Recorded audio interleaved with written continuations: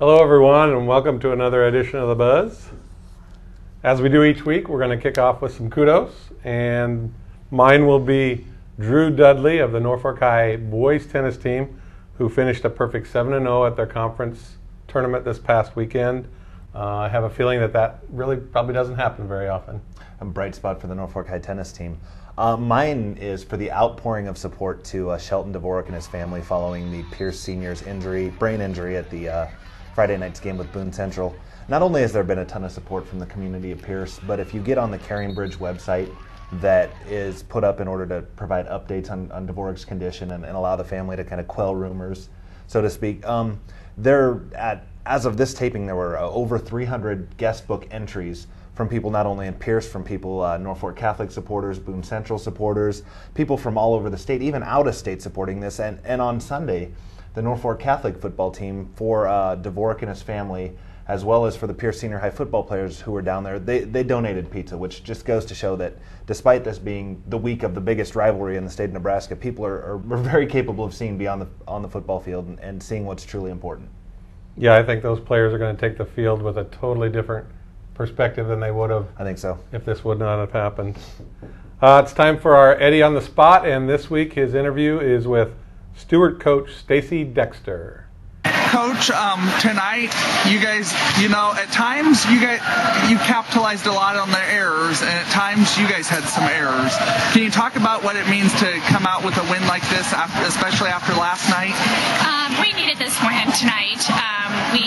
Like I said, we started out a little slow last night, and so we knew we had to come into this match tonight full force and be ready to go.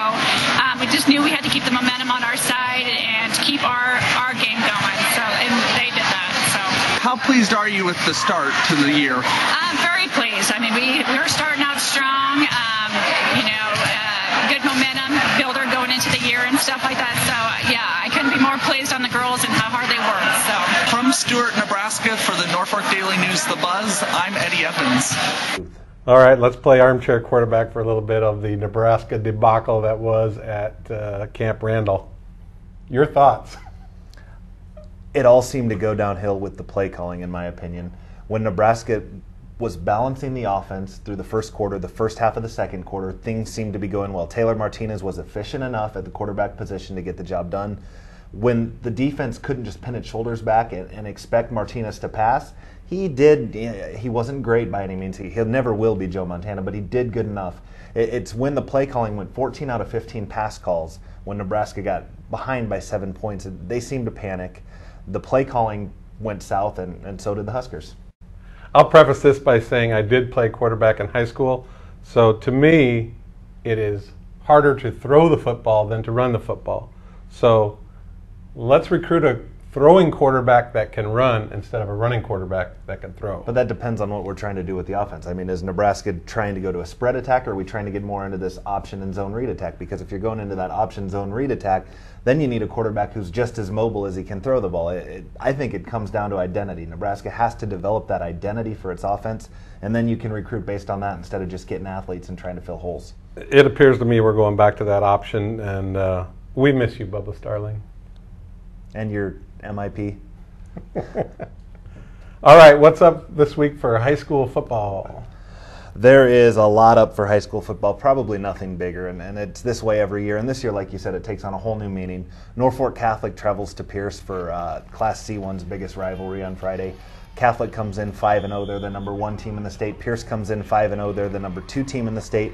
Norfolk Catholic's first team defense hasn't been scored upon all year. And in fact, Norfolk Catholic hasn't played more than a half of football because they've been so dominant.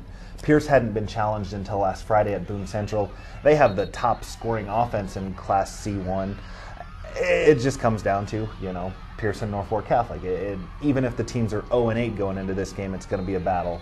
And do you give Norfolk Catholic the edge because they have throttled everybody? Does Pierce get the edge because they played 4 quarters? Do they have that home field advantage? You toss everything out and just watch what happens. Let's do that again because I sounded foolish. Let's not. Let's go with it. Hey, is there one game that might be under the radar since Pierce Catholic gets all the ink this week? Under the radar, let me go down my list of games. Home or at Lutheran High Northeast? Homer earlier in the season was state rated. They've kind of struggled since then. Lutheran High Northeast was also state rated. They haven't really struggled. They lost to a very good Crofton team. It was a 35-7 game, but it was much closer than that final score told us it was. It's really going to tell us a lot about Lutheran High Northeast, just how good they are.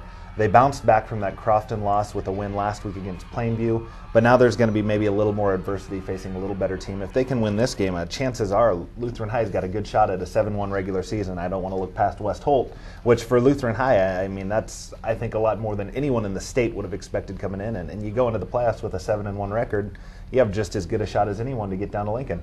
Yeah, hopefully a couple hosting playoff games. Speaking of the Eagles, be sure to join us for two more live streaming games this week. Thursday, Fremont comes to town for homecoming for Norfolk High School. And then on Friday, as Tom alluded to, Homer comes calling on the Lutheran High Eagles. Homer will be the visitor.